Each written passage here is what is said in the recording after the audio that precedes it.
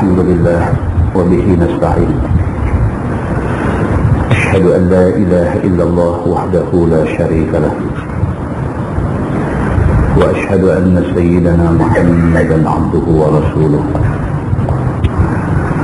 ونصلي ونسلم على هذا النبي الكريم سيد المرسلين وعلى آله وصحبه أجمعين. أما بعد، أيها المؤمنون اتقوا الله، أوصيكم وإياي بتقوى الله، فقد فاز المتقون. Muslimin dan muslimat, mudah-mudahan dirahmati Allah Subhanahu wa ta'ala. Allah berfirman dalam Quran, A'udzubillahi minasyaitonir rajim. Kutiba 'alaikumul qital wa huwa kurhun lakum. Wa 'asa an takrahu syai'an wa huwa khairul lakum. Wa 'asa an tuhibbu syai'an wa huwa syarrul lakum. Wallahu ya'lamu wa antum la ta'lamun. Sadaqallahul azim. Maksudnya firman Allah, diwajibkan kepada kamu perang. Wa huwa kurhul lakum. Sedangkan perang itu adalah satu benda yang kamu benci. Allah Subhanahu wa ta'ala sebut dalam ayat 216 surah Al-Baqarah. Tuhan kata, kutiba 'alaikumul qital. Orang Islam sampai satu masa mereka akan diwajibkan berperang. Wa huwa kurhul lakum. Walaupun perang satu benda yang manusia tak suka, tapi bila Allah Subhanahu wa ta'ala takdirkan berlaku perang, kena perang. Tuhan kata, asa an takrahu syai'an wa huwa khairul lakum. Barangkali kamu tak suka satu benda, tapi dia baik untuk kamu. Dalam banyak benda dalam dunia ni, ada benda yang kita tak suka, tapi benda tu baik untuk kita. Kita tak suka makan benda pahit, tapi benda pahit itu kebanyakan jadi ubat bagi kita. Manusia tak suka perang, manusia tak suka mati, tapi kadang-kadang perang boleh membawa kepada mati syahid. Maka syahid itu sangat baik untuk manusia. Wa 'asa an tuhibbu syai'an wa huwa syarrul lakum.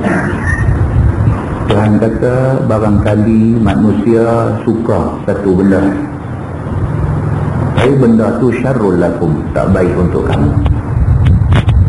Macam itulah manusia, kadang-kadang dia suka sangat dengan satu-satu benda, tapi benda tu sebenarnya tak baik ke dia. Manusia suka jadi kaya, kadang-kadang kaya membawa keburukan pada dia. Manusia suka kuasa, kadang-kadang kuasa membinasakan dia. Banyak benda dalam dunia ni yang kita tak tahu sebenarnya dia baik ke tak baik untuk kita. Kita ingat baik, rupa-rupanya dia bawa buruk. Kita ingat tak baik, rupa-rupanya baik untuk kita. Tuhan kata, wallahu ya'lamu wa antum la ta'lamun. Tuhan kata, Allah Maha mengetahui, tapi kamu manusia, kamu tidak tahu. Muslimin dan muslimat yang dirahmati Allah sekalian, demikianlah yang berlaku kepada saudara-saudara kita di Iraq. Sama aja, tak ada rakyat Iraq yang suka perang. Tapi dalam banyak-banyak bumi yang ada di atas dunia, di atas muka bumi ini, Allah pilih bumi Iraq untuk dijadikan medan syahid bagi orang-orang yang ikhlas kepada Allah. Dalam ayat 111 surah At-Taubah, Allah berfirman, A'udzubillahi minasyaitonir rajim. Inna Allah ashtara minal mu'minina anfusahum wa amwalahum bi'anna lahumul jannah yuqatiluna fi sabilillah fayaqtuluna wa yuqtalun wa'dan 'alaihi haqqan fit Taurati wal Injili wal Qur'an wa man awfa bi'ahdihi min Allah fastabshiru bi bai'ikum alladhi bay'atum bih wa dhalika huwal fawzul 'azim. Sadaqallahul 'azim. Tuhan sebut dalam ayat ni, Inna Allah ashtara minal mu'minina anfusahum wa amwalahum. Sesungguhnya Allah Subhanahu wa ta'ala beli orang-orang yang beriman itu, Allah beli nyawa mereka, Allah beli harta benda mereka, bi anna lahumul jannah, dan Tuhan bagi sebagai ganti dia syurga. Tuhan sebut dalam ayat 111 surah At-Taubah ni. Tuhan kata manusia kalau dia beriman betul-betul dengan Tuhan, kadang-kadang Tuhan ajak tukar dengan dia. Jual beli ini transaction. Kita bagi satu benda, kita dapat satu benda. Kita bagi barang, kita dapat duit. Allah Subhanahu wa ta'ala kadang-kadang Allah pilih di kalangan orang beriman ada ni, Allah pilih untuk nak buat satu jual beli. Allah beli nyawa dia dengan harta benda dia, sebagai ganti Allah bagi syurga. Yuqatiluna fi sabilillah fayaqtuluna wa yuqtalun. Maka orang-orang yang terpilih untuk Allah nak beli nyawa, Allah nak beli harta benda mereka ni, yuqatiluna fi sabilillah, mereka berjuang mati-mati pada jalan Allah. Fayaqtuluna wa yuqtalun, mereka membunuh musuh dan musuh membunuh mereka. Wa'dan 'alaihi haqqan fit Taurati wal Injili wal Qur'an. Tuhan kata itulah janji benar yang termaktub di dalam Taurat, di dalam Injil dan di dalam Quran.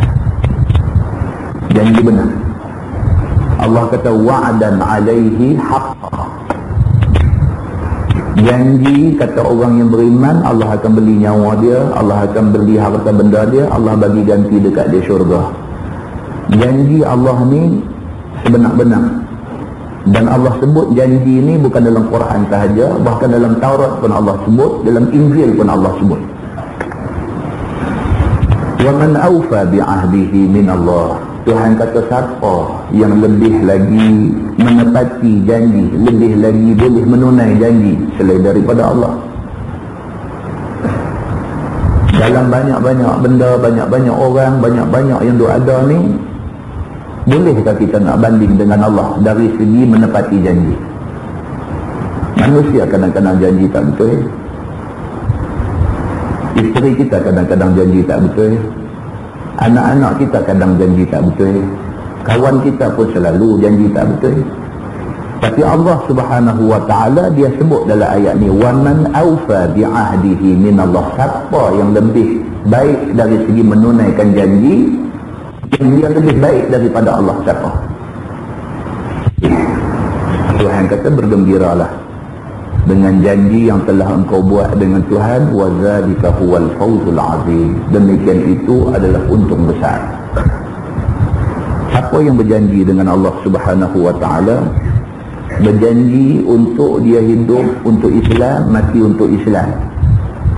Siapa yang ada buat janji macam tu dengan Allah Subhanahu wa ta'ala dan dia tunaikan janji itu fawzul azim, itu adalah untung besar bagi dia. Di dalam sebuah hadis riwayat daripada Anas bin Malik radhiyallahu anhu,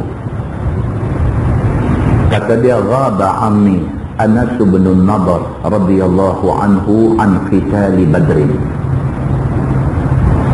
Faqala ya Rasulullah, ghibtu an awwal qital qatalta al-musyrikin. La inillahu ashhadani qital al-musyrikin la yarayanna Allahu ma asna. Falamma kana yawm Uhud wa inkashafa al-muslimun faqala qala Allahumma inni a'taziru ilayka mimma sana'a haula wa abra'u ilayka mimma sana'a haula. Thumma taqaddama fastaqbalahu Sa'd bin Mu'adh faqala ya Sa'd bin Mu'adh al-jannah wa rabbin nadar inni ajidu rihaha min duni Uhud. Qala Sa'ad famastata'tu ya Rasulullah ma sana'. Qala Anas fawajadna bihi bid'an wa thamanina darbatan bisayf aw ta'natan birumhin aw rumyatan bisahmin wa wajadnahu qad qutila ومثل به المشركون فما عرفه أحد إلا أخته ببنانه. قال أنس كنا نرى أو نظن أن هذه الآية نزلت فيه وفي أشباهه.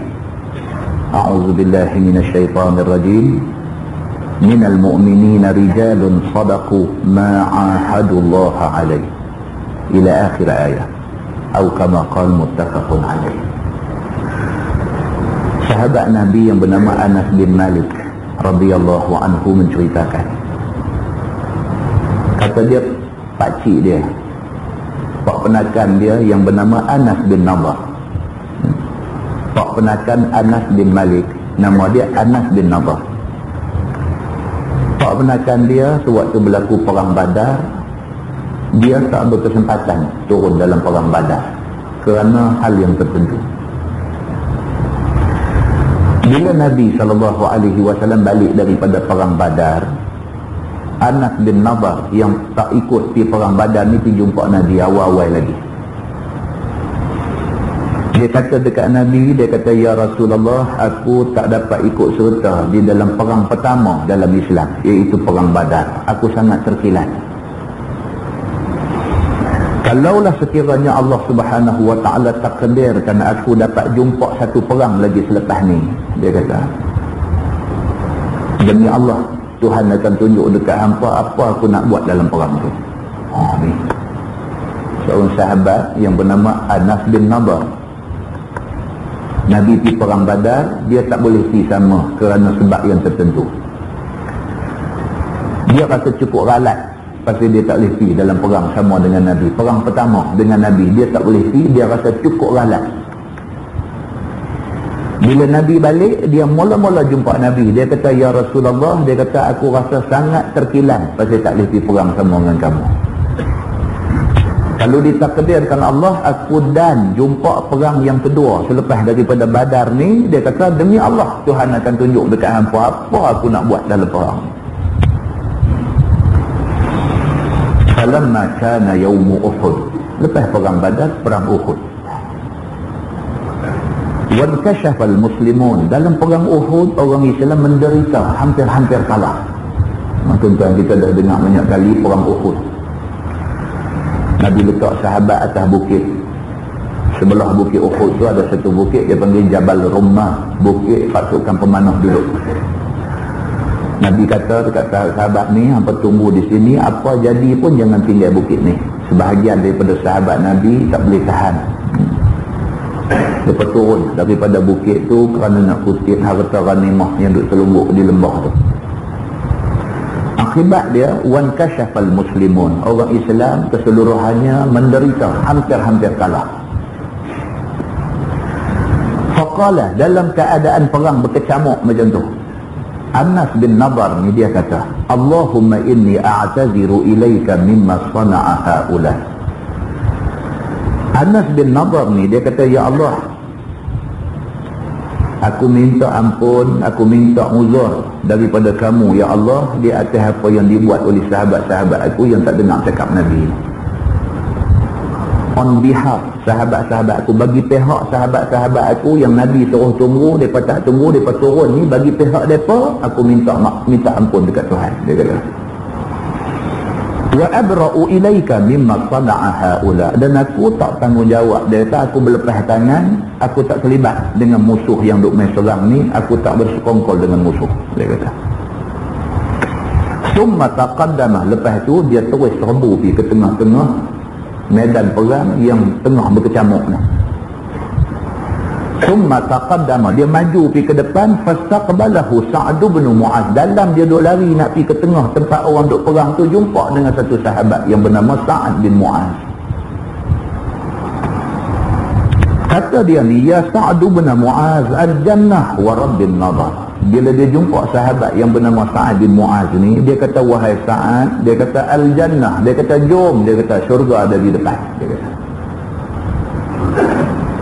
Perang duk ada no, dia kata jom, dia kata al-jannah, syurga duk ada di depan, dia kata wa rabbin nadar, demi Allah yang menjadi Tuhan an-nadar, Tuhan bapa aku. Nama dia Anas bin Nadar. Dia kata demi Allah, Allah Tuhan bapa aku, dia kata. Inni ajidu rihaha min duni Uhud. Sesungguhnya aku dah dapat cium dah bau wangi syurga di dalam medan Uhud ini. Qala Sa'ad, kata Sa'ad bin Mu'az yang diajak oleh Anas bin Nadar pergi ke perang ni, kata Sa'ad ni, famastata'tu ya Rasulullah ma sana'a. Bila dah habis perang, Sa'ad bin Mu'az dikata dekat Nabi, dia kata, ya Rasulullah, aku tak mampu buatlah macam mana Anas bin Nadar buat ni. Dia berani sungguh. Dia nak masuk dalam medan perang tu, dia kata al-jannah, dia kata syurga tu ada di sana, dia kata wa rabbin nadar, demi Allah, Allah Tuhan bapa aku, dia kata. Aku dah dapat cium bau wangi syurga dalam medan Uhud ni. Dia kata jom kita pergi ke syurga. Orang yang kena ajak ni, Sa'ad bin Mu'az ni, dia dengar panggilan tu sering bulu rumah. Dia tak berani ikut kawan ni punya, berani nak pergi. Dia pergi kata ke Nabi selepas perang tu, dia kata famastata'tu ya Rasulullah ma sana'. Aku tak mampu nak buat macam dia ni buat. Dia ni berani sungguh. Kata Anas bin Malik, anak penakan dia yang meriwayatkan hadis ni, fawajadna bihi bid'an wa thamanina darbatan bisayf wa ta'natan birumhin aw rumyatan bisahmin. Bila habis perang, kami jumpa mayat dia ni, mayat Anas bin Nadar ni, kami jumpa mayat dia dalam keadaan ada 80 liang di badan dia.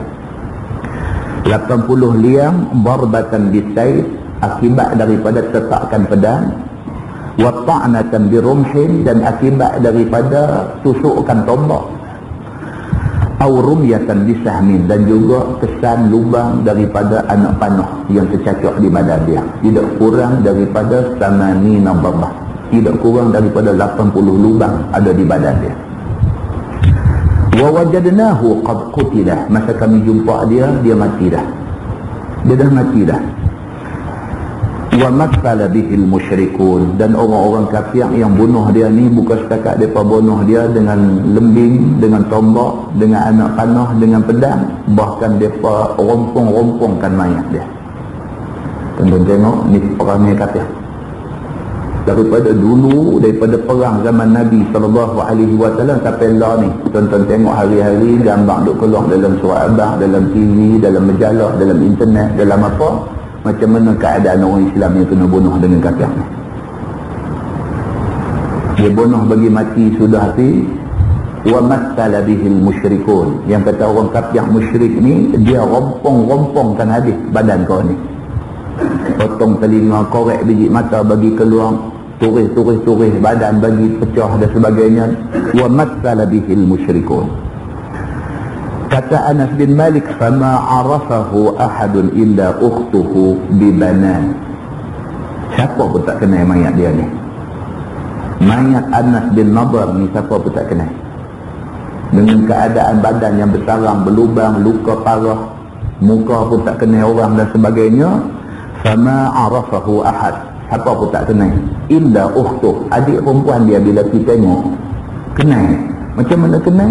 Bibanani, kerana tengok jari abang dia. Dia pegang belek-belek, dia kenal ini jari abang dia. Dia kata ni abang dia Anas bin Nadar, dia kata. Qala Anas, kata Anas bin Malik, kunna nara aw nazunnu anna hadhihi al-ayah nazalat fihi wa fi ashbahi. Kata Anas bin Malik, kami yakin, kami percaya ayat ni Tuhan turunkan untuk nak ceritakan kisah Anas bin Nadhr dan juga orang-orang yang seumpama Anas bin Nadhr. Allah berfirman, minal mu'minina rijalun sadaqu ma ahadullah alaih. Di antara orang mukmin, orang yang beriman itu ada beberapa orang yang berjanji dengan Tuhan dan dia menepati janji dia dengan Tuhan. Hadis itu hadis sahih muttafaqun alaih. Muslimin dan muslimat yang dirahmati Allah sekalian. Berapa ramai sahabat-sahabat kita Islam yang ada di bumi akhirat, yang mereka ni dah janji dah, mereka nak mati di sana. Kita tak ada pun sikit kita rasa bangga. Sebab ada juga dua rakyat Malaysia, budak kita hadut mengaji sana, tak mau balik. Ada dua orang duk mengaji sana, Wisma Putra pergi jumpa, panggil balik, tak mau balik. Alasan mereka satu aja, mereka kata dalam banyak-banyak bumi yang ada atas muka bumi ni, Allah dah pilih Iraq untuk dijadikan bumi syahid. Dan kebetulan mereka duk belajar di situ. Tidak ada sebab mereka nak lari daripada bumi syahid. Muslimin dan muslimat yang dirahmati Allah sekalian. Allah berfirman dalam ayat 10 sampai 13 surah As-Saff, A'udzubillahi minasyaitonir rajim. Ya ayyuhalladzina amanu hal adullukum ala tijaratin tunjikum min azabin alim. Tu'minuna billahi wa rasulih wa tujahiduna fi sabilillahi bi amwalikum wa anfusikum. Dzalikum khairul lakum in kuntum ta'lamun. Yaghfir lakum dhunubakum wa yudkhilkum jannatin tajri min tahtiha al-anhar wa masakin tayyibatan fi jannati 'adn. Dzalikal fawzul 'azim. Wa ukhra tuhibbunaha nasrun min Allah wa fathun qarib wa basyiril mu'minin. Sadaqallahul azim. Dalam ayat ni Tuhan kata, wahai orang yang beriman, maukah kamu aku tunjuk dekat kamu satu perniagaan yang perniagaan itu menjanjikan kamu lepas daripada api neraka. Tuhan tanya kita dalam ayat ni, Tuhan kata, hampa mau dah aku nak cerita dekat hampa satu bentuk tijarah, satu bentuk bisnes. Yang bisnes ni, yang perniagaan ini, siapa yang involve, siapa yang ambil bahagian dalam bisnes ni, tunjikum min azabin alim. Tuhan akan lepas dia daripada azab yang pedih. Tuhan kata bisnes tu ialah tu'minuna billahi wa rasulih. Kamu beriman dengan Allah dan dengan Rasul sungguh-sungguh. Beriman sungguh-sungguh dengan Allah, dengan Nabi. Wa tujahiduna fi sabilillah. Lepas tu kamu berjihad pada jalan Allah. Bi amwalikum wa anfusikum, jihad sampai ke peringkat hilang nyawa, sampai hilang harta. Siapa yang sanggup? Yang pertama, nyatakan keimanan dia kepada Allah dan Rasul dengan mematuhi Quran dan hadis Nabi. Lepas dah kata dia beriman, dia patuh kepada Quran dan hadis Nabi, berjihad pada jalan Allah, walaupun sampai peringkat nak kena hilang nyawa, kena sanggup. Walaupun habis harta benda, kena sanggup. Zalikum khairul lakum in kuntum ta'lamun. Tuhan kata siapa sanggup buat macam tu, itulah lebih baik bagi mereka kalau mereka tahu. Bukan senang tuan-tuan, bukan senang. Nak hilang nyawa ni bukan cerita senang. Tengok dalam TV macam mana rakyat Iraq. Dalam TV kemarin dulu ke apa, tunjuk budak perempuan umur sekitar 11-12 tahun duk takbir, la ilaha illallah, la ilaha illallah. Dia duduk depan. Budak 11-12 tahun ni cerdik dah tuan-tuan. Bukan kata budak tak cerdik, budak cerdik dah. Tapi dia nak sangat dengan syahid. Dia dah ditakdirkan Allah duduk dalam keadaan macam tu. Dia nak, apa jadi pun dia nak. Nak sayang nyawa apa lagi? Mak mati dah, ayah mati dah. Nak sayang nyawa apa lagi?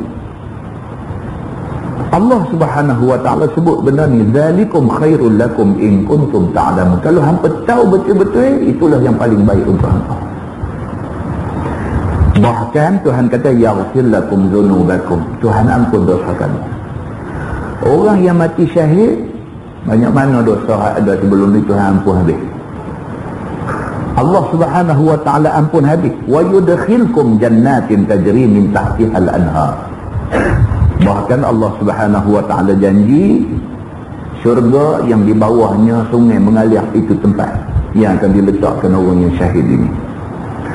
Wa masakin tayyibatan fi jannati adnin, bahkan Tuhan janji satu rumah yang cukup selesa di dalam syurga adnin. Zalikal fawzul azim, Tuhan kata itu adalah menang yang besar. Kemuncak kepada hidup kita ni menang atau kalah, tu aja. Kemuncak kepada hidup kita ni menang atau kalah. Kalau sekiranya orang ni pilih untuk mati syahid, barang siapa yang berjuang kerana tanah air dia, mati syahid. Nabi kata. Ini bukan cerita perang. Di Iraq ni bukan cerita perang. Ini cerita pencerobohan. Cerita negeri berdaulat, negeri yang merdeka, ada orang masuk main nak rampas kuasa. Ini cerita dia, cerita ceroboh. Mempertahankan negeri daripada dicerobohi oleh musuh, apatah lagi oleh kufar. Mati tentu syahid, tentu punya syahid. Zalikal fawzul azim. Allah Subhanahu wa ta'ala kata itu adalah menang besar. Wa ukhra tuhibbunaha, dan ada pula pemberian yang lain selain daripada itu yang kamu pasti suka. Selain daripada Allah Subhanahu wa ta'ala janji syurga kepada orang yang syahid ni, selain daripada tu ada lagi janji yang kamu pasti suka. Tuhan kata nasrun minallah wa fathun qarib, iaitu janji pertolongan daripada Allah dan juga janji menang yang sudah dekat. Wa basyiril mu'minin, dan bagilah berita gembira pada orang yang beriman. Tuhan, muslimin dan muslimat yang dirahmati Allah sekalian, kita kalau ikhlas dengan Allah, Allah tolong. Dia macam tu dia. Kita kalau ikhlas dengan Allah, Allah tolong. Kalau kita tidak ikhlas dengan Allah, Allah tak tolong. Kalau kita ikhlas dengan Allah, kita memang matlamat nak cari syahid. Kalau kata rakyat Iraq ni matlamat dia nak cari syahid, itu matlamat dia. Allah Subhanahu wa ta'ala janji nasrun minallah, pertolongan daripada Allah. Lah kita duk tengok duk main sikit-sikit duk main. Tuhan kalau dia nak tolong lebih pada tu, dia boleh tolong. Ada orang duk hantar SMS main kat kita, bacalah surah Al-Fil banyak-banyak. Kerana kalau semua orang Islam baca surah Al-Fil ni banyak-banyak, dia kata burung ababil akan main tolong rakyat Iraq. Kan dia kata, wallahu a'lam, tak tahulah, tak ada lah hadis Nabi suruh baca Al-Fil ni kot lagi burung ababil nak main tolong, tak ada disebut dalam hadis, tak ada pun. Cuma surah Al-Fil ni cerita satu masa dulu Tuhan pernah tolong dengan menghantar burung ababil. Tak mesti burung ababil tu, burung puyuh pun Tuhan boleh hantar. Tak gaduh nanti burung ababil, burung puyuh pun Tuhan boleh hantar. Tuhan boleh hantar, tak hantar burung, tak hantar orang, tak hantar apa, hantar angin pun boleh. Dalam tempoh 3 bulan kebelakangan ni, mereka buat kajian, ribut pasiak paling kerap berlaku dalam tempoh perang ni. Sebelum ni tak kelar. Dalam tempoh perang ni, ribut pasiak ni hampir tiap-tiap hari. Sampai kenderaan Amerika yang canggih pun pasiak masuk. Yang kata canggih tu, pasiak masuk tak boleh jalan. Tak boleh jalan, hangat tak boleh duduk dalam, keluar mana tembak, mati buka titik. Mereka tak semayang. Tentera Amerika ni tak semayang. Tentera Amerika ni jiwa tak tenang, tak tenteram. Mereka pergi berperang kerana kena paksa. Dan matlamat mereka nak hidup, nak balik jumpa keluarga. Dan mereka ditakdirkan berjumpa dengan tentera Islam Iraq yang mereka ni perang kerana nak cari syahid. Mana boleh sama? Orang perang nak balik tengok keluarga dengan orang perang yang memang sign nak syahid. Mana boleh sama? Tak boleh sama. Tak boleh sama. Allah Subhanahu wa ta'ala main pertolongan sikit-sikit. Orang kampung tembak helikopter boleh jatuh. Ni apa cerita? Nak cerita pun karut lah. Karut. Orang kampung duk biasa tembak burung bintang je. Satu tembak jatuh. Apache apa nama jatuh dekat rumah. Mereka pun terkejut, mereka pun tak sangka senapang mereka guna tu pun senapang perang tahun 91 tu ni. Wah kata lama dah tak pernah tembak, kalau tembak dengan izin Allah jatuh. Lebih karut lagi lah ni, di kalangan sama-sama dia, tentera Amerika, tentera Britain, sama-sama dia duduk dalam kemah tu, tak tahu apa jadi, duduk lawan tembak sama-sama dia. Tak tahu, kita tak tahu apa cerita dia jadi gila ke dalam tu ke, dia tengok, tak tahu apa jadi, Allah yang mengetahui. Tapi pokok pangkalnya benda-benda macam ni duduk jadilah ni. Kita tengok balik ayat kita baca tadi, ayat 13 surah As-Saff tu, Tuhan kata zalikal fawzul azim. Lepas tu dia kata wa ukhra tuhibbunaha nasrun minallah wa fathun qarib. Dan lebih baik daripada janji surga tadi ni, ada lagi berita baik Tuhan kata, iaitu nasrun minallah, pertolongan daripada Allah duk mai. Pertolongan daripada Allah duk mai, wa fathun qarib, dan itulah kemenangan yang sudah hampir, dia kata. Maksud menang sudah hampir bukan maksudnya Iraq tak berjaya ditawan. Tapi maksudnya tentera-tentera Islam yang pergi berperang tu, kalau dia mati, menang lah. Dia dapat syahid. Tujuan dia pergi masuk perang tu kerana nak mencari syahid. Dia ditakdirkan dapat syahid, menang lah. Hal kita nak, kita dapat, menang. Itu yang dimaksudkan wafathun qarib, dan kemenangan yang sudah hampir. Kalau ditakdirkan Allah pula, Amerika tak boleh tawan dia. Lah sekali balik, macam mana dia pergi ke Vietnam, tak boleh nak tawan Vietnam, balik dengan awak balik tentera yang jadi gila. Kalau ditakdirkan jadi macam tu juga di Iraq, maknanya dua menang. Satu menang masih berjaya pertahan negeri daripada kena tawan. Yang kedua menang bagi sebahagian yang sudah pun gugur syahid. Muslimin dan muslimat yang dirahmati Allah sekalian, kita tak ada apa tuan-tuan. Kita di sini tak ada apa. Boleh duduk mengaji, tak ada apa pun. Boleh parking kereta sampai tengah jalan. Tadi tengok ada sebiji parking sampai tengah jalan kan. Pun kawan tak kacau. Kok zat lagi main lori apa besar ke apa, tahu orang tu yang takut. Jadi nak pesan sekali, parking yang elok lain kali. Dia main lambat jadi tengok tak apa lah, tak tahu. Satu Rambo mana atau letak kereta tengah jalan. Janganlah macam tu, ganggu lalu lintas. Kan? Parking bergelak, siapa kacau kita? Kita hanya ada satu sumbangan tuan-tuan. Satu sumbangan sembahyang hajat. Jangan ada seorang pun daripada kita duduk dalam masjid ni, jangan ada seorang pun yang sampai setakat hari ni 12 hari dah nak masuk 13 hari perang dah, tak buat sembahyang hajat pun sekali pun lagi. Tak mahu. Nabi kata man la yahtamu bi amril muslimin falaysa minhum. Nabi kata siapa di kalangan orang Islam yang tidak ambil berat masalah yang menimpa orang Islam yang lain, dia bukan daripada kalangan orang Islam. So kita hari ni tanggungjawab kita satu, setidak-tidaknya sembahyang hajat.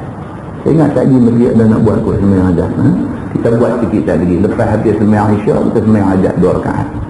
Tuan-tuan minta dekat Tuhan, minta Allah selamatkan Islam dan orang Islam yang ada di bumi yang ditakdirkan Allah Subhanahu wa taala sebagai bumi syahid pada hari ini. Wallahu a'lam.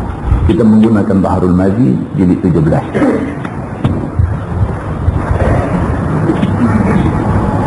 Muka surat 189.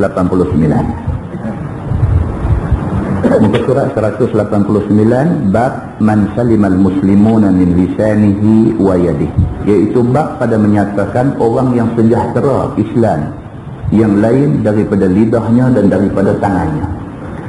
Kita nak tengok satu tajuk malam ni. Orang Islam yang sebenar-benar Islam ialah orang Islam yang jaga lidah dia daripada mencederakan maruah orang Islam lain. Dan orang Islam yang sebenar-benar Islam adalah orang Islam yang jaga tangan dia daripada bagi sakit orang Islam yang lain. Itu orang Islam, kata Nabi SAW. Ketahuilah saudaraku, sesungguhnya orang yang sempurna Islamnya dan lebih tinggi derajat Islamnya, iaitulah orang yang sejahtera lidah dan tangan dia daripada menyakitkan orang. Sempurna Islam kita kalau kita tak bercakap benda yang menyakitkan hati orang Islam lain, maka Islam kita sempurna. Bermula dalil yang menunjukkan yang demikian ialah hadis yang dikeluarkan oleh Imam At-Tirmizi. Kata dia, an Abi Musa radhiyallahu anhu qala, su'ila Rasulullah sallallahu alaihi wasallam, ayyul muslimina afdal? Qala man salima al-muslimun min lisanihi wa yadihi. Diriwayatkan daripada seorang sahabat Nabi SAW. Nama dia Abi Musa al-Ash'ari. Kata dia telah ditanya orang akan Nabi SAW, siapakah daripada orang-orang Islam yang lebih utama dan lebih tinggi derajatnya di sisi Allah? Bila didengar oleh Nabi SAW akan pertanyaan orang itu, lalu sabda Nabi, bermula orang yang lebih utama dan lebih tinggi derajat di sisi Tuhan ialah orang yang sejahtera orang Islam yang lain daripada lidah dan tangan. Sahabat tanya Nabi, dalam ramai-ramai orang Islam ni siapa yang paling baik? Daripada kita ramai-ramai ni siapa paling baik? Nabi kata orang yang paling baik ialah orang yang boleh jaga lidah dia daripada bagi sakit hati orang Islam lain. Tuan-tuan, kata ke orang ni sudah. Kata ke orang sudah. Cerita benda tak betul tentang orang sudah. Memang lajak mulut. Benda tu tak betul. Tapi kata ni cukup sedap. Dia cukup sedap. Dia nak lajak. Bila kata sikit dia nak lajak. Dia nak lajak. Dia nak kata lagi. Dia nak kata lagi. Benda ni sedap. Maka dengan kerana benda ni sedap, ramai orang buat. Walhal benda dia kata tu tak betul, dan apa yang dia kata tu mengaibkan orang yang tak sepatutnya diaibkan. Tuan-tuan, lidah ni dia lagi tajam daripada pedang. Pedang senang, kita tak suka satu orang, kita pergi cantas tengkok dia bagi putih habis, dia mati, habis lidah. Tapi lidah kita pergi kenal dia, kita pergi buat satu cerita tak betul tentang dia, kita cakap seorang, 10 orang dengar, 10 orang pergi cakap, 100 orang dengar, berapa ribu orang akhirnya dengar benda tak betul. Yang akhirnya orang yang kena kata tu menanggung akibat dia, kalau sebulan-sebulan, kalau setahun-setahun, kalau 10 tahun 10 tahun. Walhal benda tu tak betul. Maka Nabi SAW kata, siapa yang boleh jaga lidah dia daripada tidak buat cerita karut, cerita fitnah, cerita yang boleh menjatuhkan maruah aib satu orang, siapa yang boleh jaga daripada pergi buat benda tu, ini orang Islam sempurna keislaman dia. Tuan-tuan, kita tak rasa sakit ni kecuali kalau kita kena. Kita tengok orang kena kanser, duduk di hospital, kita tak boleh rasa macam mana sakitnya dia dengan kanser yang kena tu. Kita tak rasa macam mana sakit dia, melainkan satu hari, na'udzubillah min zalik, kita kena, baru kita tahu rupanya sakit. Nak cerita tak boleh, tak tahu nak cerita macam mana, yang kita tahu sakit. Demikian halnya kalau kena fitnah. Kita tak buat benda tu, orang pergi buat cerita kata kita buat benda tu. Dengan kerana tu kita ni dicaci, dimaki, dicemuh, macam-macam kena kat kita. Kita tak buat benda tu, kita menanggung benda akibat daripada mulut satu orang yang mula buat keluar benda tak betul ni. Kita tak kena, kita tak tahu. Kita kena, baru kita tahu. Muslimin dan muslimat yang dirahmati Allah sekalian, Nabi SAW pesan, Nabi kata kalau nak jadi orang Islam yang sempurna Islam dia, jaga lidah. Jangan kita bercakap ikut sedap mulut kita. Kata At-Tirmizi, ini hadis sahih, lagi gharib daripada ini wajah. Masalah sejahtera orang Islam daripada lidah seseorang itu, yakni sejahtera daripada umpat nista. Kita jaga lidah kita, jangan duk mengumpat, jangan duk kata lebih kurang ke orang. Dan sejahtera daripada menyakiti dengan berbagai-bagai maki dan laknat dan sebagainya. Kita jaga lidah kita, jangan duk maki orang ikut suka. Jangan. Maka apabila seseorang itu tidak ia mempermaki, dan tidak ia mencaci, dan tidak ia menyakiti hati, dan tidak dia mengumpat, dan tidak dia membohongkan orang yang tidak bohong, sebaliknya bercakap dia dengan lemah lembut lidah, tiada kerah dengan sergah, tengking, herdik dan kurang adab dan lainnya, maka ialah orang yang memberi sejahtera kepada orang Islam yang lain daripada lidahnya. Tuan-tuan, kita nak mati siapa pun kita boleh mati. Bukan ada satu undang-undang boleh mai bawa kita masuk lokap kerana mati orang, tak ada. Kita nak fitnah, kita nak buat cerita tentang orang, kita boleh buat. Dan Tuhan pun, orang yang maki orang, orang yang fitnah orang, orang yang duk bercakap benda tak betul tentang orang dan sebagainya, Tuhan bukan tunjuk dandan. Kalau kita maki orang, Tuhan buat turun seperti batu atas kepala, tak ramai lah orang maki orang. Tapi masalahnya kita maki orang ke, kita fitnah orang ke, kita buat apa ke orang, tak ada apa-apa kat kita ni. Bahkan kita jadi okey pula, orang pakat main nak dengar pula kita duduk nak maki siapa. Perbuatan kita tu menyebabkan kita duduk terbabas, kita duduk terlajak, kita sentiasa duduk dalam kesilapan. Maka akhirnya, akhirat itu kita tahu silap rupanya apa yang kita buat. Begitu. Maka apabila ada ia demikian itu, serta sejahtera pula tangan dia, nescaya jadilah dia orang yang lebih tinggi derajat di sisi Tuhan. Kalau kita boleh jaga, maka tinggi kedudukan di sisi Tuhan. Masalah sejahtera orang-orang Islam daripada tangan seseorang, yakni tak menyakiti orang-orang Islam dengan tangannya, seperti tidak menamparnya dan tidak memukulnya. Tangan ni tak duduk tampak orang ikut suka, tak duduk pukul orang ikut suka, dan tidak merosakkan harta benda orang, sama ada dengan curi ataupun dengan samun ataupun dengan jalan jahat. Dia tak pernah guna tangan dia tidur ambil barang orang tanpa sebab yang sebenar, tidur rabut, ambil rantas, curi dan sebagainya, tak ada. Yakni tidak merosakkan badan orang itu dan tidak merosakkan harta benda orang itu. Kita tak pernah hidup buat nanya dekat orang, dekat siapa-siapa. Maka apabila ada yang demikian itu diperbuat ke atas orang Islam, maka ialah orang yang lebih tinggi darjat di sisi Tuhan. Kita boleh jaga tangan kita, tak hidup ambil harta orang dengan jalan tak betul, bermakna kita dah memberi keselamatan kepada orang dengan menjaga tangan kita tu. Tajuk baru dia kata bab ma jaa fi man ayyara akhahu bi dhanbi, iaitu bab yang datang pada menyatakan mereka yang mencaci dan mencela saudara dia dengan dosa. Ini pula satu bab lagi. Kita ada satu kawan, satu adik-beradik, satu orang yang kita kenal, yang kita tahu dia ni duk buat dosa, dan lah ni dia dah berhenti dah, dia tak jahat macam dulu dah, tapi kita duk sebut-sebut lagi jahat dia. Dia adik-beradik kita, dia kawan kita, dulu jahat sungguh, dulu jahat sungguh. Macam-macam benda yang agama tak bagi buat, dia pergi buat. Dulu memang dia jahat sungguh, tapi masalahnya lah ni dia dah buang dah benda tu semua, dia dah jadi baik dah. Tapi kita ni duk tak habis-habis lagi duk sebut benda jahat dia. Ada tak ada tuan-tuan benda ni jadi dalam masyarakat kita? Ada. Ada. Kita pelik betul, kita duk mengaji di masjid, kita duk dengar Quran, kita duk dengar hadis Nabi. Sepatutnya bila orang jahat main nak jadi baik, sepatutnya kita seronok. Tapi dah, dia tak jadi macam tu, dia jadi tak suka orang jadi baik.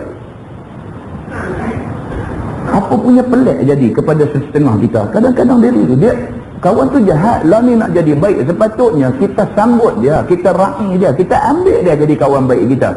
Dah, dia tak boleh nak terima kawan tu jadi orang baik. Bahkan dialah yang duk jarum dekat orang semua, duk kata dia ni jahat, jaga baik ni. Duk begitu kat orang. Ketahuilah saudaraku, apabila seseorang daripada saudara kamu yang Islam telah taubat dia daripada maksiat yang telah diperbuatnya, maka tidaklah sayogia engkau ingat dan engkau kenang akan dosanya yang telah ditaubatkannya itu. Walaupun dulu dia duk kerja, duk pelari beras, siap mau masuk mai. Dulu dia sampai lah duk sebut lagi, ya Allah, haji 3 kali duit beras tu. Dah hang sakit tak mana? Ni kawan duk kata ni, orang tanya hang sakit tak mana? Tu yang boleh buat rumah besar tu duk jual dadah tu. Hang ada bukti ke dia jual dadah? Dia buat rumah besar, hang sakit tak mana? Dia hutang bank hang tolong bayar lah. Tapi manusia ni heran, dia tak ada sangkut apa dengan kawan tu, dia nak kata kawan tu. Kalau kawan tu ada hutang dia tak bayar, dia duk pergi marah, tak apa, tak ada apa pun dengan kawan tu, tapi dia nak hantam kawan tu. Heran. Ini penyakit manusia. Maka dengan niat menzahirkan aib diri saudaranya itu dan mau mencacinya, kerana yang demikian itu ditegah oleh syarak. Tak boleh kita duk kata dekat satu orang, duk kata dengan niat nak mengaibkan dia. Kita kata kat dia dengan tujuan supaya orang tahu dia ni jahat, kita niat memang nak bagi aib dekat dia. Syarak tak bagi macam tu. Gitu. Seperti seorang itu taik judi dan kuat makan riba, ataupun suka main perempuan dan sebagainya, kemudian taubat dia daripada segala pekerjaan maksiat itu, maka tidaklah harus atas kamu membualkan dan mengeluarkan kata saudaranya itu jahat, bagian-bagian dan sebagainya.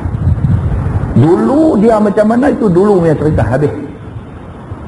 Dulu dia kaki perempuan, dulu dia pergi samun bini orang, dulu dia apa-apa, dulu punya cerita tutup. Tak mau sebut dah. Tak mau sebut dah. Dia sebut lagi dia ni dulu ni. Tak usah sebut dah. Lah ni nampak dia dah berubah, dia duduk main masjid, dia duduk main mengaji dan sebagainya. Dia kira lah ni. Lah dia baik. Sudah. Siapa kita yang kita pergi nak buka, nak selak, tengok, nak ungkit balik cerita lama dia? Kita ni siapa? Allah Subhanahu Wa Ta'ala, Tuhan yang ada syurga dan neraka, Tuhan yang boleh memberi pahala dan dosa, Tuhan pun boleh terima taubat dia. Kita ni siapa? Tak mau nak terima dia nak jadi baik. Itu ceritanya. Maka sekarang kita telah nampak tidak memperbuatnya lagi. Lah dia tak buat dah benda-benda tu. Tetapi tidaklah boleh dipercaya akan dia itu lagi. Duduk kata ke orang, walaupun lah dia tak buat apa jaga baik, dia ni dulu penyamun ni. Tak boleh lah duduk kata lagu tu. Duduk habang ke orang. Sekarang kita nampak tidak memperbuatnya. Tapi abang orang dia kata lah ni betul lah, tak nampak dia buat. Tapi dia kata jaga baik-baik. Tidaklah boleh kita percaya akan dia itu lagi. Jangan percaya lagi. Dia kata ni bukan boleh harap ni kaki ni. Dia abang ke orang.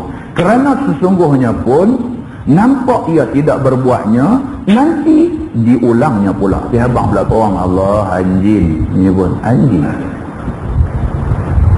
Kok mana pun dia tu kawat. Allah. Hang boleh percaya ke? Dia kata, apa hari nak jadi baik? Aku kenal dia daripada hidup buat cerita lagu tu. Cerita kita tu merosakkan orang yang sudah niat nak jadi baik. Kita pergi buat rosak. Tak akan ia boleh berhenti langsung. Hidup abang korang tak boleh berhenti. Berhenti 3 kali dah dia nak tobat. Buat lagi. Gitu. Kerana ia orang yang sudah biasa berlumuk dengan busuk dan makan bangkai. Tetapi tak lama lagi diulangnya pula. Dia abang ke orang dia ni Allah boya dengan bangkai ni. Allah cakap lah, untuk sedap kata ke orang ni sedap. Macam-macam perkataan kita boleh guna nak bagi sedap kan. Macam orang kata makan mi rebus. Mi rebus saja pun kalau kuah sedap dah. Dia rampai buh kacang sikit, bawang goreng dia tabung sikit, limau nipis, limau kasturi boleh hidup perah sikit. Satu macam punya cabai Melaka jeruk pula main buah depan. Itu semua tu nak tambah teh lah. Dan tambah teh, hak dia kata tu sedap dah. Dia tambah lagi sikit kok ni, sikit kok ni, kok bawah sikit, kok atas masuk sikit. Dia jadi sedap. Sedap bukan sedap dia ada bercakap saja. Kau hak dengar pun sedap. Macam-macam perkataan kita boleh guna nak bagi sedap kan. Macam orang kata makan mi rebus. Mi rebus saja pun kalau kuah sedap dah. Dia rampai buh kacang sikit, bawang goreng dia tabung sikit, limau nipis, limau kasturi boleh hidup perah sikit. Satu macam punya cabai Melaka jeruk pula main buah depan. Itu semua tu nak tambah teh lah. Dan tambah teh, hak dia kata tu sedap dah. Dia tambah lagi sikit kok ni, sikit kok ni, kok bawah sikit, kok atas masuk sikit. Dia jadi sedap. Sedap bukan sedap dia ada bercakap saja. Kau hak dengar pun sedap. Bahaya kata. Ini kerja bahaya. Ini kerja bahaya. Ini kerja bukan habis atas dunia habis. Ini cerita akhirat nak kena jawab. Begitu. Maka engkau berkata demikian itu cukup dengan kafat nak menghina dan nak membusukkan dia. Apatah lagi kita hidup bercakap nak perburuk orang ni dengan niat nak hina dia, dengan niat nak pelingkup dia. Itu tujuan kita. Maka yang demikian itu tiada seorang berbuat akan dia, melainkan berbalik ke atas yang mencaci dan mencela itu memperbuatnya pula. Tu dia. Dia kata jaga baik-baik. Orang yang dia buat kerja macam ni, esok benda ni makan diri dia. Dia kata ialah balasan daripada Allah Subhanahu Wa Ta'ala kerana mencaci orang yang sudah bertaubat. Itu dia. Tuhan akan balikkan apa hak dia kata tu, akan balik mai kat dia. Dia akan buat benda hak dia duk kata tu. Dan bukan kerana mencela, bahkan qasad niat hati nak ambil iktibar dan nak memecutkan supaya kuat bertaubat. Sebaliknya kalau dia habang tu dengan tujuan supaya orang boleh ambil iktibar tanpa menyebutkan nama batang tubuh orang tu dan sebagainya, dia cuma sebut. Dia kata janganlah, dia kata ni cerita duk minum arak ni semua tak bagus. Pasal apa? Ayat Quran kata macam ni, hadis Nabi kata macam ni dulu. Dia buat cerita. Dulu ada satu kes, satu orang dia ni lagu ni, tak saya sebut siapa-siapa, tak saya sebut. Akhirnya apa jadi kat dia? Cerita tu dibuat dengan tujuan supaya orang dapat yang iktibar daripada cerita tu. Tak perlu sebut batang tubuh siapa orang yang berkenaan. Maka yang demikian itu tidak apa. Dia kata kalau cerita tujuan nak ambil yang iktibar, tak apa. Orang tahulah kita cerita ni tujuan nak menghina orang ke ataupun tujuan nak ambil yang iktibar, orang yang dengar tahu. Dengar, oh dia tak sebut siapa-siapa. Tapi orang yang dengar fahamlah siapa dia nak kata. Faham, tapi tak sebut nama siapa-siapa. Faham ambil, okey, setiap yang iktibar dapat.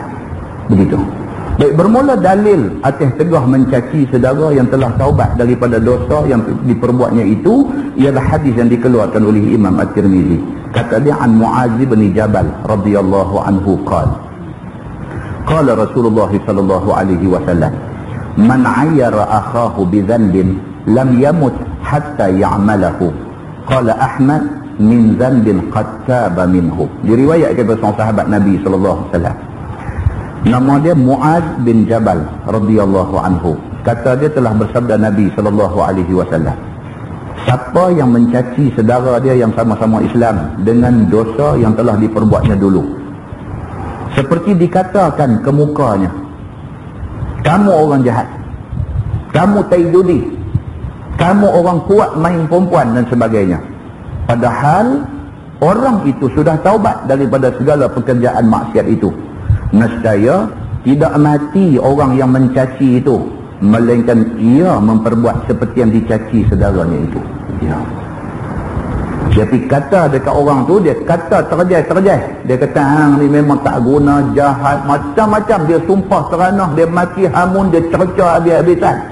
Sedangkan orang dia kata tu dah pun bertaubat, dah pun tunjuk dia dah ada permulaan ke arah yang baik, tapi dia duk gasak lagi. Nabi SAW kata apa? Nabi kata lam yamut hatta ya'malahu. Dia tak akan mati ni. Orang haduk maki, haduk caci ni, dia tak akan mati melainkan setelah Tuhan bagi dia buat benda hak dia duk maki tu. Dia duk kata dia ni tai arak, tai betina, tai apa, sebelum dia mati dia pergi jadi tai arak, dia pergi jadi tai betina. Pasal apa? Pasal dia dah memaki satu orang yang sudah bertaubat. Maka dengan kerana tu Allah balas balik apa yang dia kata kena ke batang tubuh dia. Itu hadisnya. Kata Imam Ahmad, daripada dosa yang sesungguhnya telah bertaubat ia daripadanya. Kata At-Tirmizi, ini hadis sahih. Untuk ambil yang tibat. Ambil yang tibat. Itu sebab kadang-kadang kita tengok dalam masyarakat kita ada jadi benda macam ni. Ada. Takut kita tengok.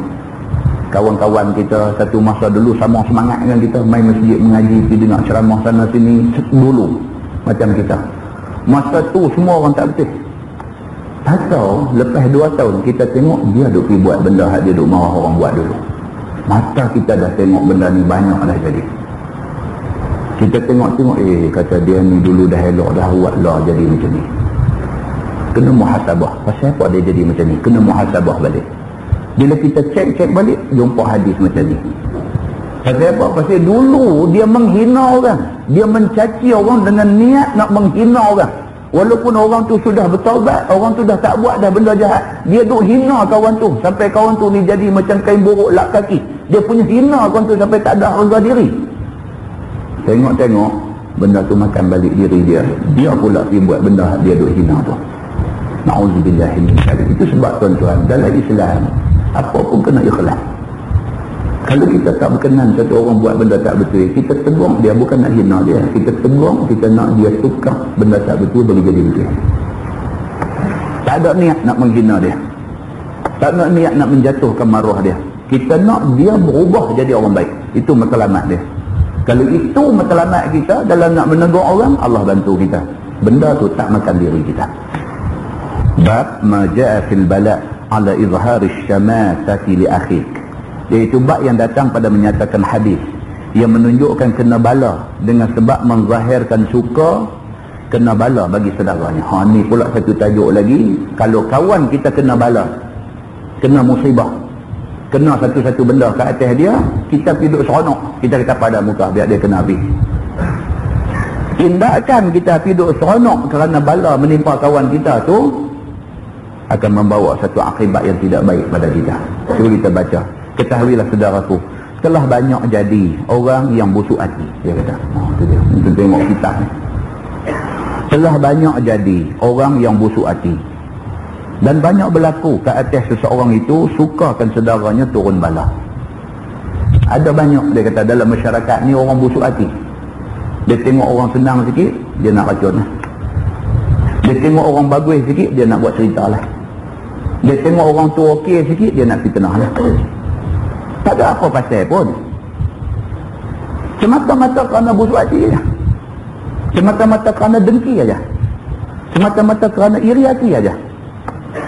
Tengok kawan tu mengaji pandai sikit, dia pergi buat cerita ke orang, Allah meniru. Meniru tu, dia kata Allah mengaji dengan saya tahu lah dia terang mana yang boleh dapat meniru. Buat cerita. Pasal apa yang dia pergi buat cerita macam tu? Pasal apa? Pasal busuk hati dia, bukan ada apa-apa. Kawan tu tak pernah buat apa kat dia, tapi dia busuk hati kat kawan tu. Buat cerita. Tengok kau ni nampak senang sikit, rasuah tu. Tak. Apa hal yang dia duk kata kawan tu rasuah? Tak ada apa. Busuk hati je. Sakit hati tengok kawan tu boleh hidup macam tu, dia tak boleh. Sakit hati, buat satu cerita bagi pihak rasuah. Macam itulah yang duk jadi dalam masyarakat ni. Dia kata serta dizahirkannya dengan cakapnya itu. Dan banyak berlaku kat atas seorang itu sukakan saudaranya kena bala, serta dizahirkannya pula dengan cakapnya itu. Maka yang lekas jadi berlaku kat atas seseorang itu panggil busuk hati, bahkan sukakan saudaranya turun bala itu, ialah apabila ada perselisihan hati dengan saudaranya itu. Lebih-lebih lagi nak jadi busuk hati ni apabila dia dengan kawan tu ada masalah. Ada masalah. Lebih-lebih lagi nak jadi busuk hati. Ada masalah. Apakah tempat kosong ada satu, berebut-berebut kawan tu dapat, dia tak dapat. Ni dia ada masalah. Dengan kerana ada masalah, lebih lagi dia nak gasak kawan dia. Begitu. Bila didengar saudaranya itu berselisih dengan dia, apabila didengar saudaranya yang berselisih dengan dia itu kena bala, maka ia pun terus menzahirkan sukanya dan puas hatinya kena bala saudaranya itu. Ada satu jawatan kosong untuk nak naik pangkat. Dia duk berasa dia lah patut naik. Siapa pun berasa dia patut, dia berasa orang lain tak patut. Kata kawan dia rasa tak patut, sudah dapat tempat tu, dandan sakit hati. Dandan sakit hati, dandan buat cerita. Allah mau tak naik, bodek kuat. Buat cerita. Cerita-cerita macam ni pula dia cukup sesuai dengan hati orang yang dengar ni. Bodek dia lah. Jahanam kawan tu. Baru 2 minggu naik duduk jawatan baru, naik pangkat, baru 2 minggu kata aksiden. Jadi macam mana kah? Dandan bukan dia nak simpati kawan tu aksiden, dia pergi kata pula, ada tak betul tangkang mana lah tu. Tuan, benda ni jadi dalam masyarakat kita. Jadi adalah tak betul tangkang mana tu. Kalau kita buat zalim ke orang ni lagu tu lah. Doa orang yang kena zalim ni makbul.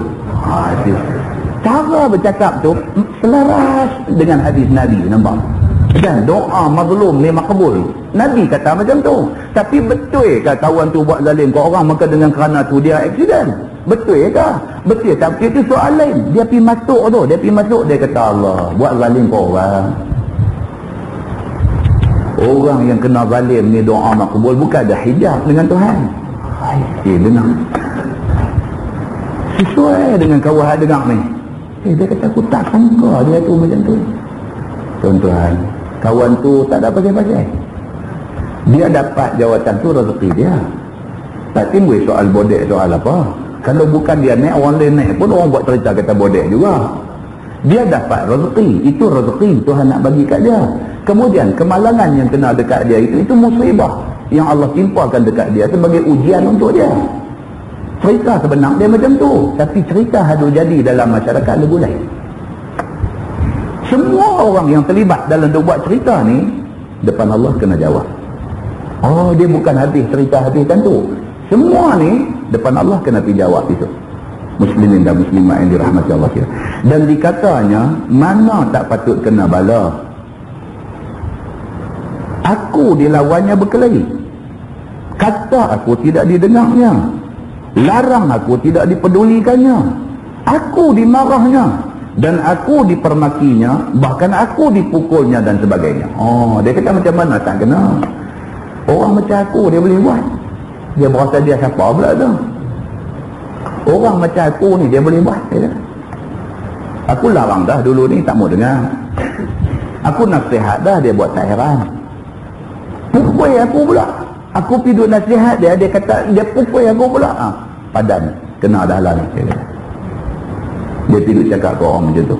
Dan telah berlaku juga sukakan saudaranya kena bala itu daripada seorang yang berperangai pendengki. Dan kadang-kadang juga orang yang dengki. Dia tak ada satu hal dengan kawan tu, tapi dia ada dengki kat kawan tu. Zu fadlin, Nabi kata zu fadlin maksudnya orang yang memiliki kelebihan, biasanya didengki oleh orang lain. Itu biasa, Nabi kata. Bila ada satu kelebihan daripada orang lain, adalah orang lain yang nak dengki dekat dia. Kadang-kadang bukan ada satu hal orang tu dengan dia, tak ada satu hal, cuma dia dengki kat kawan tu saja. Maka dengan kerana dengki dia buat main cerita-cerita yang akhirnya bila kawan tu kena bala dia sonok. Bala ni tentang makna dia ujian. Bala ni makna dia ujian. Dalam masyarakat Melayu kita bila kata bala ni, dia tak faham kata ujian, dia faham kata bala ni kira orang jahat dah kena bala. Dia ada dalam bahasa hadis ni bila kata bala makna dia ujian. Bila dia ditimpa bala, bukan makna dia jahat. Dia ditimpa bala, maksudnya dia diuji oleh Tuhan. Itu maksud dia. Dan jahat mata, dia kata. Dan pengumpat, dan jahat hati. Dan tidak dilihatnya sedikit bala turun ke atas saudaranya, maka ia pun turun puas hatinya. Dan sukanya, dah bahkan tertawa ia. Seraya kata dia, rasakan, mengapa kamu buat begian-begian? Mengapa tidak kamu lakukan bagian-bagian? Dan macam-macam perkataan yang menunjukkan tidak betul apa yang diperbuat oleh saudaranya yang kena bala itu. Dia punca dia tak suka kawan tu, dia dengki kat kawan tu. Bila kawan tu kena apa-apa, dan dia hantam cukup-cukup. Itu yang berapa ramai dalam masyarakat kita ni yang ada sikap macam yang disebut oleh hadis Nabi ni. Dia seronok tengok bila kawan jatuh, pelik betul. Sedangkan Islam suruh bila kawan jatuh kita pergi tolong dia. Tapi dalam masyarakat kita tak, kita seronok tengok orang jatuh. Kita seronok. Orang tu jatuh kita cukup seronok. Bukan seronok saja, pergi tolong pijak atas belakang lagi, tolong pergi buat bendang atas belakang dia lagi. Supaya dia tak boleh bangkit terus dah, biar dia terus duduk seterak atas bumi. Pelik betul kebanyakan orang dia ada sikap yang macam tu. Baik, janganlah siapa pun daripada orang Islam yang berperangai busuk hati seperti yang demikian itu. Kerana yang demikian itu menjadikan satu sebab bagi turun balak ke atas diri sendiri. Kalau kita tidur suka orang kena balak, kena uji dengan Tuhan, tak lama ujian tu akan mai kat kita. Dia kata. Maka siapa yang mendengar dan melihat seorang yang saudaranya turun balak, maka hendaklah kesian dan tolong lepaskan dia daripada balak itu. Patutnya macam tu. Dengar dia kena uji, sekurang-kurangnya tunjuk kita bersimpati dengan dia. Takat mana boleh tolong dia. Dan ada orang bila main cerita Iraq perang ni, dia berkata apa? Berkata padan lah kena pun. Lalu tu pula dia punya ulasan. Dia kata padan lah kena pun. Saddam Hussein ni pun duk bunuh puak-puak Kurdi berapa ramai dah. Beribu dah orang Kurdi dia bunuh. Dia kata memang padan dia kena dia bulan ni. Boleh lah kata begitu tuan-tuan? Tak boleh. Soal Saddam Hussein bunuh orang Kurdi betul. Memang dia ada bunuh orang-orang Kurdi yang duduk di sempadan Iraq tu. Dia ada bunuh. Dan dia bunuh tu dengan cara yang tak betul. Memang dia salah yang tu. Tapi adakah kerana dia salah tu kita nak pergi sokong Amerika? Ada ke mana sabar? Kerana Saddam Hussein buat salah tu, dengan kerana tu terus disokong kafir Amerika. Pertimbangan kita kok mana? Salah-salah lah. Kita sendiri tak buat salah. Kita sendiri tak buat salah. Semua orang ada buat salah. Tapi bila jadi permusuhan, jadi perang antara Islam dengan bukan Islam, menjadi kewajipan orang Islam kena support orang Islam. Kewajipan. Kalau tak boleh support dalam bentuk turun di sana berperang sekali dan sebagainya, kalau tak boleh pun sekurang-kurangnya dengan doa. Sekurang-kurangnya dengan sembahyang hajat, minta dekat Allah. Sekurang-kurangnya nampak bahawa kita ni menyebelahi Islam. Sekurang-kurangnya macam tu. Adakah dengan kerana marah Saddam Hussein ada buat benda-benda macam tu, kita terus biar Amerika menang? Apa ni? Kerana marah nyamuk pergi bakar kelambu. Kerana marah Saddam Hussein, biar suruh Islam lenyap di atas bumi Iraq. Adakah macam tu? Muslimin dan muslimat yang dirahmati Allah sekalian.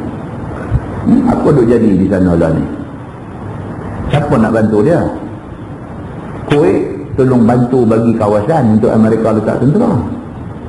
Kita ingat tolong bantu bagi Amerika letak tentera. Turki hantar tentera langsung masuk main untuk nak serang Iraq. Hantar tentera tu kan. Kuwait bagi tapak habuan Amerika letak perkakas tentera dia pun dah cukup tak baik dah. Turki bagi tentera terus masuk pergi lawan dengan Saddam Hussein. Saudi bagi duit lah, biasalah Saudi ni bagi duit. Amerika turun pergi belanja berapa puluh bilion tu bukan duit dia, duit Arab, bukan duit dia. Itu semua duit orang Arab. Orang Arab bagi duit kat dia untuk dia pergi bunuh orang Arab.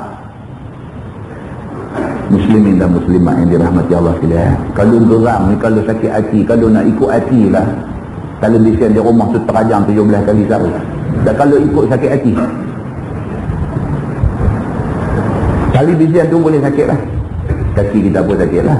Kalau ikut hati, apa hal dengan hampa ni?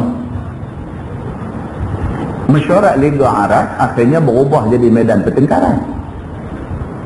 Mesyuarat Liga Arab ni tak tahu apa macam mesyuarat duduk dekat mereka. Liga Arab, OIC, apa pusing-pusing pun Arab juga lah ada mesyuarat ni.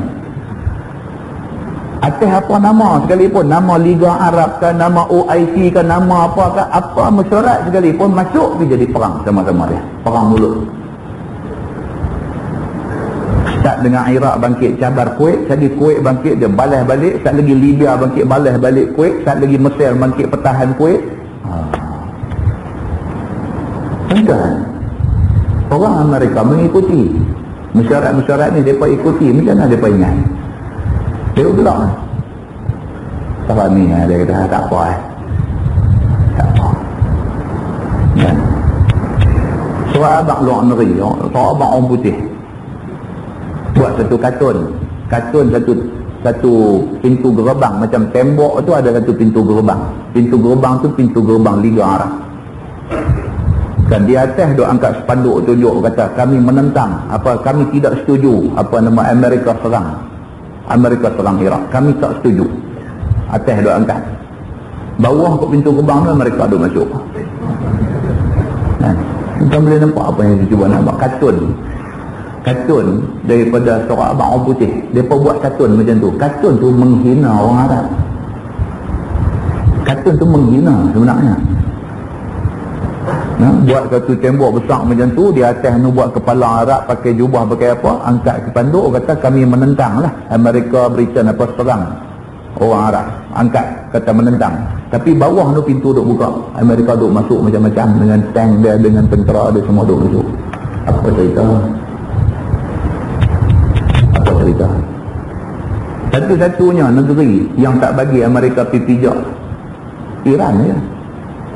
Iran bukan Arab, Iran dia Parsi. Iran ni Parsi. Iran pula sanggup dijaga saudara dia yang Arab sebelah ni, yang dulu pernah perang dengan dia pula dijaga. Hal lain ni Allahu Akbar. Tak tahu nak abang tuan-tuan. Kita tengok benda ni, jangan tengok dia sebagai satu kes terpencil, sebagai satu kes Arab. Jadi kita kena tengok benda ni sebagai satu kes yang bersifat universal, satu kes yang bersifat alami. Orang Melayu pun macam tu. Masih lagi sama-sama kita, sama-sama orang Melayu ni masih lagi tak boleh nak settle lagi, tak boleh nak capai kesepakatan lagi. Kita mengaku Quran kitab kita mengaku Nabi itu Nabi kita mengaku hadis Nabi ni pegangan kita mengaku semua. Tapi ada lagi sepuak tak mau ikut, sepuak nak. Sampai bila?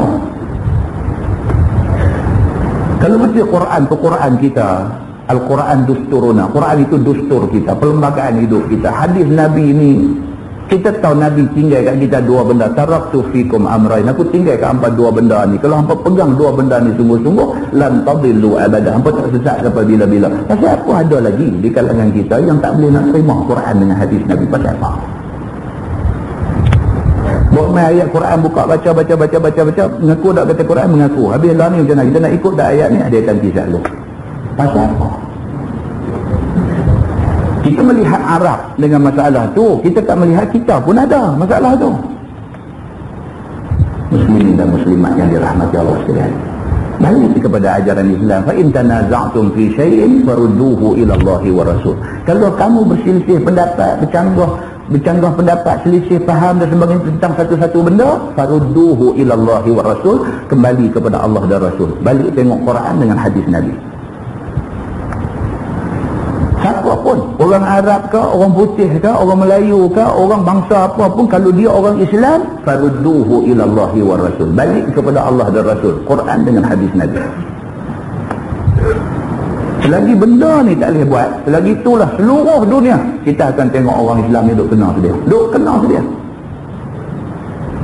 Tuan-tuan, lah ni semua orang duk fokus tengok Iraq hari ke-12, hari ke-13, hari ke-berapa belas lagi nak jadi. Kita semua duk fokus sini. Tuan-tuan, dalam masa yang sama, orang Islam Palestin duk kena bunuh orang tu juga. Bukan kata lah ni orang Islam Palestin tak kena bunuh, hak duk kena Iraq saja. Tak. Di Palestin duk mati macam tu juga.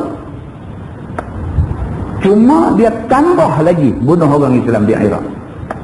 Palestin duk kena juga.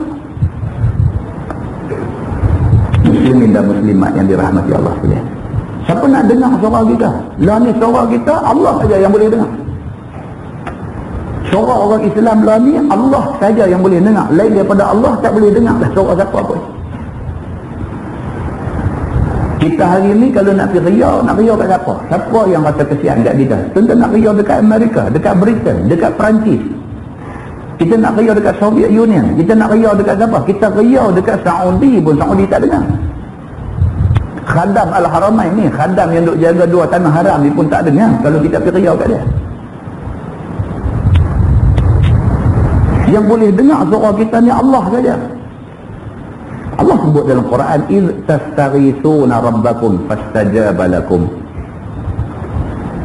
Tuhan kata, ingatlah ketika kamu minta tolong kepada Tuhan, fastajaba lakum, Tuhan mustajabkan permintaan kamu tu. Kamu minta tolong, Tuhan akan mustajabkan permintaan kamu.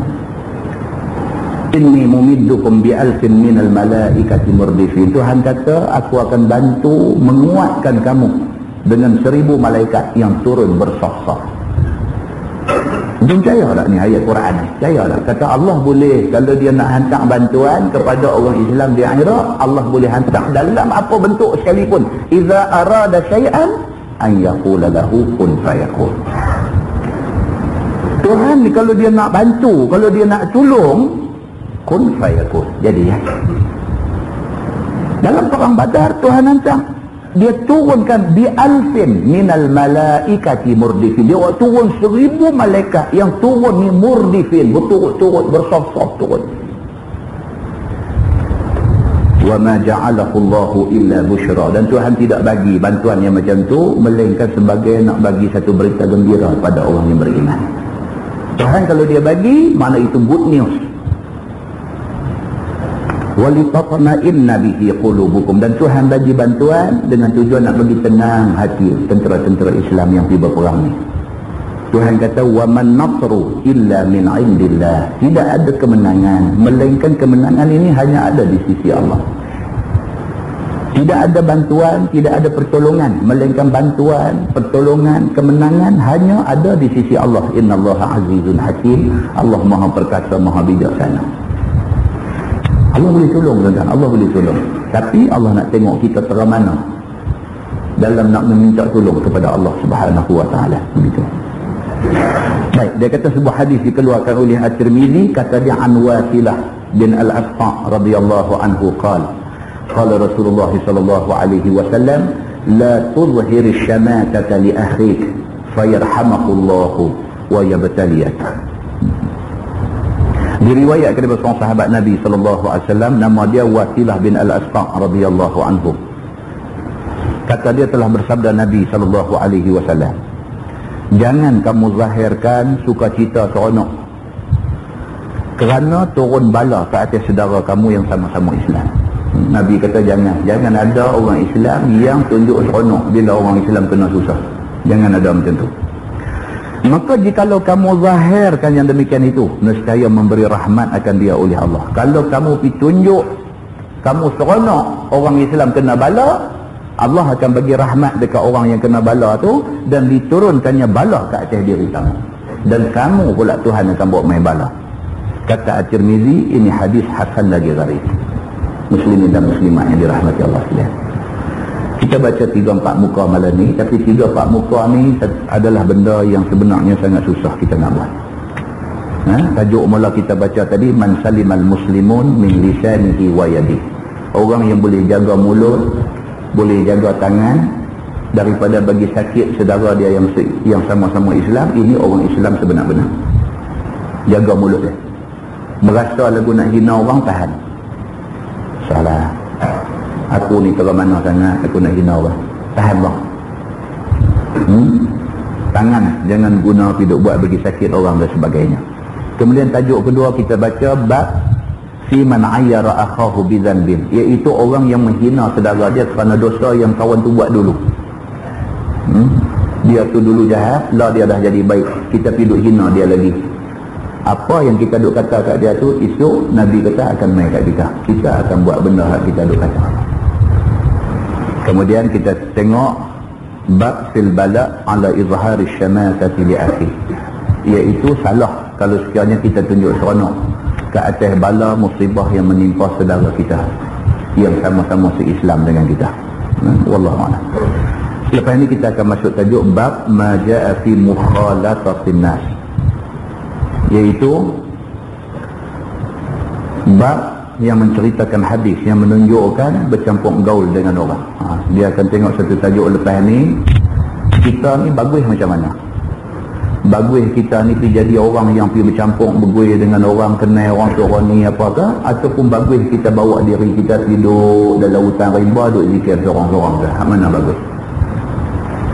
Ada lah ni jadi pula benda ni dalam masyarakat lah ni ada pula sekelompok orang dia tak mau bercampur dengan orang. So dia bawa diri dia pergi tengok hutan-hutan mana bagus zikir, pergi buat satu danau dalam tu, tu punya duk zikir aja dalam tu. Aku tak mau ambil peduli apa dah mereka ni, mereka nak jadi apa, mereka nak melingkuk di bawah punya pasal, janji aku selamat. Mana satu yang betul di sisi agama dijelaskan oleh Nabi SAW. Kemudian kita akan masuk tajuk bab fi su'i zatil bain, iaitu cerita tentang kita ni disuruh supaya dibagi dua pihak yang bergaduh ni jadi baik. Kita tengok ada dua pihak duk bergaduh, kita jangan pergi masuk mana-mana pihak. Kita pergi bagi dua-dua ni jadi baik. A bergaduh dengan B. Kita tak disuruh masuk belah A, tak disuruh masuk belah B. Kita pergi jumpa A, jumpa B. Dua-dua pun kita jumpa, kita pergi jadi ejen untuk membawa kebaikan. Tapi habang dekat A, apalah hang duk buat macam ni, aku duk berkawan juga dengan B ni, dia tak pernah pun kata benda-benda tak elok lah. Hang duk kata kat dia. Kita pergi dekat B pun kita kata macam tu, apalah hang ni duk kata kat dia ni macam ni, aku pun berkawan juga dengan A. Selama aku kawan dengan dia, dia tak pernah pun duk hina hang, kata lebih kurang benda tak elok kat hang, dia tak pernah pun. Tapi hang aku dengar serap duk kata kat dia. Kita pergi jadi ejen yang membawa kebaikan kepada dua pihak yang tak boleh sehaluan ni. Ini disuruh oleh agama.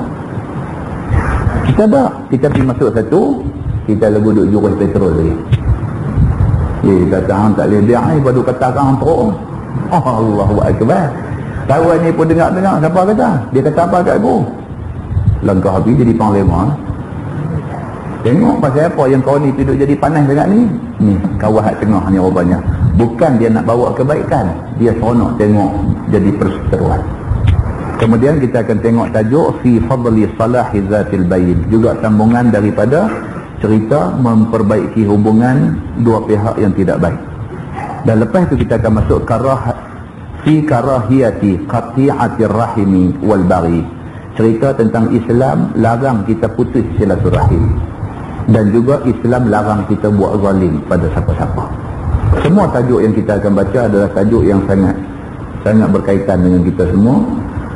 Dan kalau kita ambil benda ni sebagai pengajaran, dia membawa kebaikan kepada kita semua, insya-Allah.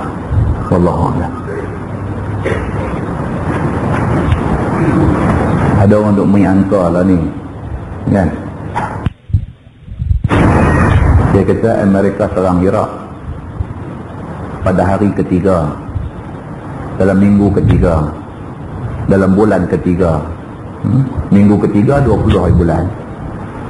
20 hari bulan tu minggu ketiga lah. Pada bulan ketiga, bulan Mac, tahun yang ketiga atau 2003, dan nak masuk ke abad ketiga. Dia kata kita sedang dah lepas dah milenium abad kedua, nak masuk abad ketiga. Adakah ini menunjukkan akan berlaku perang dunia ketiga? Lagu duk main nak buat tiga pula. Kita minta komen. Dia kata wallahualam, benda ni berlaku secara koinsiden, secara kebetulan. Tak ada apa spesial dengan tiga dah. Tak ada apa spesial dengan tiga, cuma Allah takdirkan benda tu berlaku secara kebetulan. Cuma apa yang pasti tuan-tuan adalah hadis Nabi SAW sebut, menjelang akhir zaman akan berlaku perang besar di kawasan Sungai Furat. Sungai Furat ni di Iraq, Nabi sebutlah. Dan perang tu berlaku adalah kerana berebut mahitan, dia kata, minyak, kerana berebut minyak. Saya duduk sembang tadi atas kereta duduk main tadi, saya duduk sembang dengan sahabat-sahabat semua. Tuan-tuan, kalau tuan-tuan ambil, kalau Bahrul Mazi ni jilid berapa cerita tentang akhir zaman, tuan-tuan ambil semua hadis Nabi ni, tuan-tuan buat satu senarai tanda-tanda kiamat yang disebut dalam hadis, buat satu senarai. Hampir semua benda Nabi sebut tu jadilah. Tinggal lah ni hak tak jadi ni, tinggal hak besar-besar betul aja. Ya'juj dan Ma'juj, Dajjal, matahari naik di sebelah barat, tinggal hak besar-besar aja. Alamatul kubra, alamat-alamat besar. Alamatul kubra, alamat-alamat besar berlaku kiamat, hak ni aja tak ada lagi. Hak kecil-kecil ni hak Nabi sebut semua jadilah.